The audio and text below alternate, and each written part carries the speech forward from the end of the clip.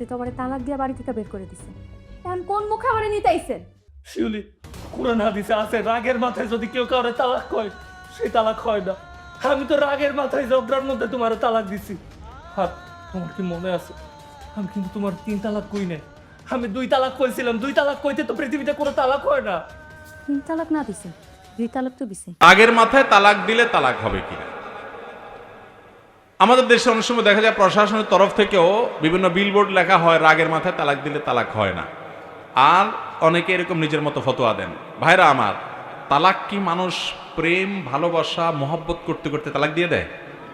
মানে ভালোবাসার আতিশয্যে এত প্রেম স্ত্রীর সাথে হচ্ছে আজকে যে ভালোবাসার জোয়ার আসছে আর বলছে তোমার তালাক দিয়ে ফেলো, এরকম হয়?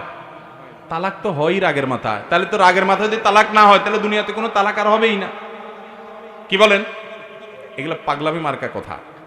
সারা দুনিয়ার সমস্ত ওলামা একরাম একমত, রাগের মাথায় তালাক দিলে তালাক হবে ভাই। সারা পৃথিবীর সব আলেম একমত, কোনো দ্বিমত নাই কারোর। সকল চিন্তা তালাক নিয়ে ছেলে খেলা করবেন না। তালাক শব্দ মুখে কেন? হাজলহুন্না জিদ্দুন আর জিদ্দহুন্না জিদ্দুন। রাগ করে বললেও তালাক হবে, মজাক করে বললেও তালাক হবে। মজাক করে যদি বলেন তোমাকে তালাক দিয়ে দিলাম, তালাক হয়ে গেছে।